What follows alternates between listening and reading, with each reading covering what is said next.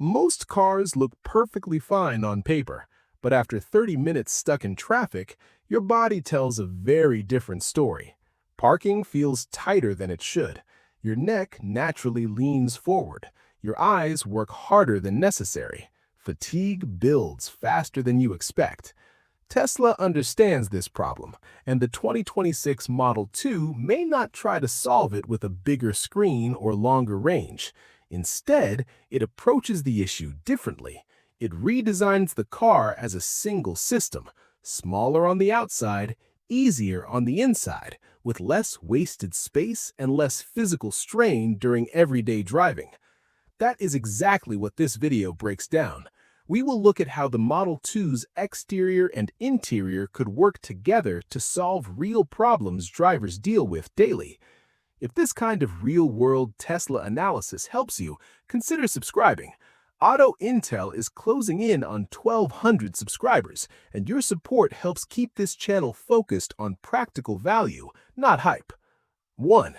How could a 10% shorter exterior deliver up to 8% more usable interior space?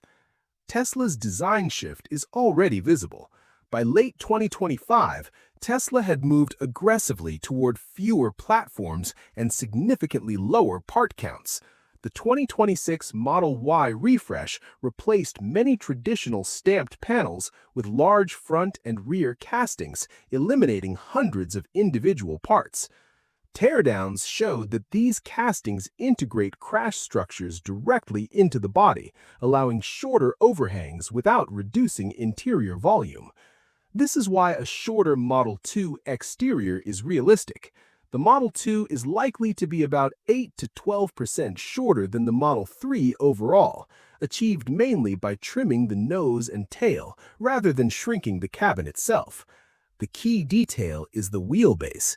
Wheelbase determines legroom, and it does not shrink at the same rate as total length. By pushing the wheels closer to the corners using simplified structures, Tesla can maintain efficient interior proportions while making the car easier to maneuver. The result is counterintuitive but measurable. Industry packaging data from late 2025 shows that this layout typically delivers about 6 to 8% more usable cabin space. That does not mean the car suddenly feels large. It means more knee room, a flatter floor, easier movement inside the cabin, and better use of every inch that already exists. This is where exterior and interior design genuinely meet. In dense cities like New York and Los Angeles, where curb parking spaces are often only 18 to 20 feet long and residential garages are narrow and shallow, shortening a car by roughly 16 to 20 inches makes daily parking noticeably easier.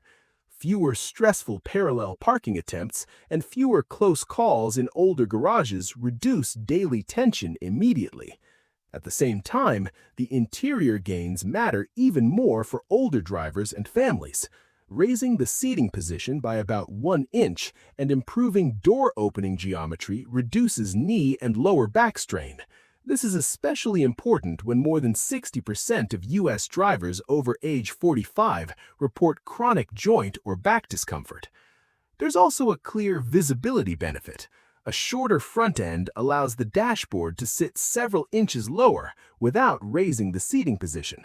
Independent cockpit geometry studies from 2025 show that this dashboard drop improves forward visibility by an estimated 5 to 8%, especially in urban driving, where visual obstacles and frequent stops increase eye and neck movement. Ergonomic studies associate this with lower neck and shoulder strain during repeated stop-and-go cycles, making driving feel calmer and more controlled even when traffic is unavoidable. There's also a secondary efficiency gain.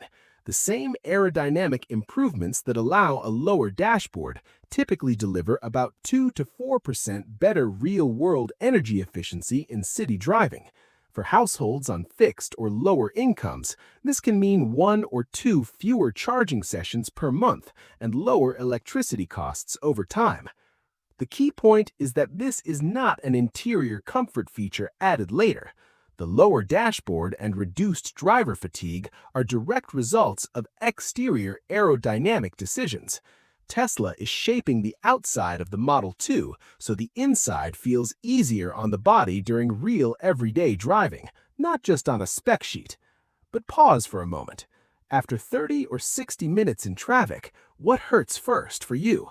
Comment neck if stiffness hits first, eyes if eye strain wears you down, or calm if better visibility would make driving feel less stressful. It's interesting how many drivers share the same experience. The 2026 Tesla Model 2 could represent a bold move toward eliminating wasted space, wasted motion, and wasted effort from daily driving. If Tesla gets this right, Model 2 may not feel impressive on day 1. It will feel less exhausting on day 1,000. And for many people, that is what truly matters.